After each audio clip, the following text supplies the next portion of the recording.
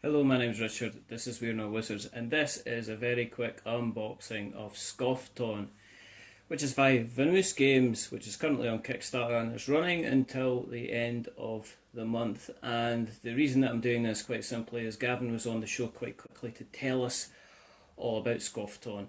And I guess one of the things that we didn't kind of emphasise at the time, or was quite surprising at the time, is the actual price of this game. So I'm just going to take you through what you get in the game so you can see for yourself whether or not you think it's worthwhile kind of jumping into the Kickstarter.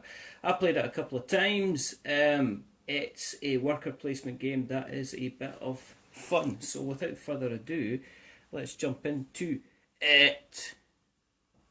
Ding!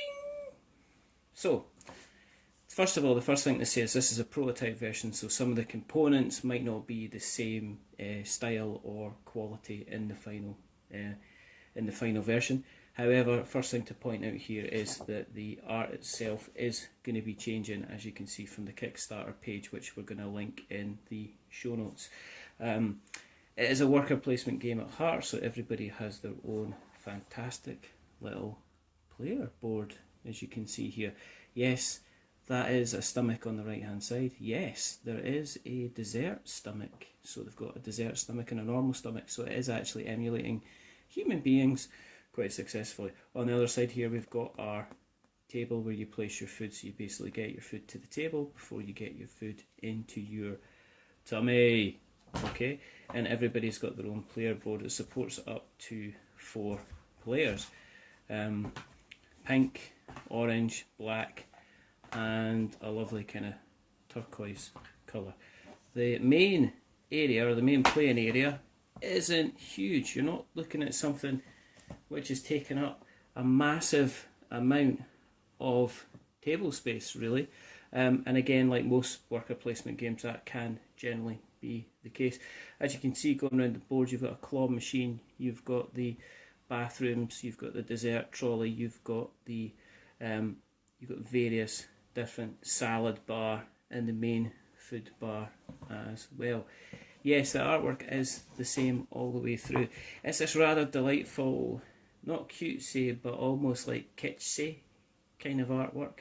And this is represented through the artwork on the cards. You're looking to get value for money in your game. So in that case, you're drawing a card and selecting a menu, and that helps you decide the combination of food that you've got to gather in order to get the various victory points. So as you can see at the top, you've got 8, 6, 5 and 4. That means the person that gets the first combination gets 8 points, second person gets 6 points, 5 points, and basically so on.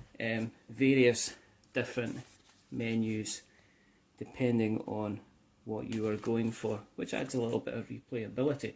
The various food tiles, it's worth pointing out that the tiles themselves are of a fair kind of thickness, if you can see here, and it's represented by the different tiles that you've got. So for instance, you've got some ice cream, and the ice cream can be mixed with other desserts in order to gain you additional points.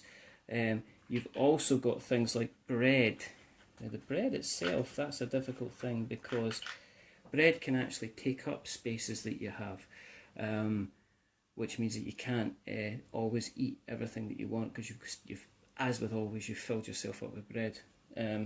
Also on here, one thing to point out, you've got your lost and found cards, and you've also got your management cards as well. Your lost and found cards, what they have is they've got different items which have different effects depending on what's in there, and that's kind of how that kind of affects spills in the game and things like that, and how you can clear an entire floor of stuff. Off the back of that, you've also got your management cards, and your management cards again will have an effect on the game. Here we've got Earl, who basically he's going to place a bread on each table if possible, and the bread may be placed in soup, so he's giving everybody bread, which is what nobody wants because it effectively takes up spaces. On the back of that, like every you've got your lovely little meeples here. Now, Vamoose Games have gone for the unusual decision of kind of doing kind of different colours than normal. So you've got pinks, you've got orange, you've got black, and you've got like the kind of a turquoisey blue. I don't know if they're going to be in the paper bags. It's quite a nice little idea. Also on the other side of it, you have also got your spillages and your spit. Yes, I did say spit, because you've got an ability to be able to spit in the other diners' food to basically stop them from taking it from you. And again, to reiterate, as we go through this is all £26, and that's because obviously the Australian dollar is fairly weak compared to everywhere else. So manufacturing costs in Australia are working out, so you're getting a very, very inexpensive game as well, which is kind of fittingly kind of fitting in with the theme of the game, kind of a cheap all-you-can-eat. So Scoffton is running until the end of the month. I'd advise you to check out the interview that we had with Gavin, where we talk about Australia and soaps and growing up and marketing a Kickstarter when you're on effectively the other side of the world. But this is Scoffton. My name's Richard. This is We're Not Wizards. Remember, like, subscribe, but most importantly, stay safe, roll sixes, and until the next time, bye.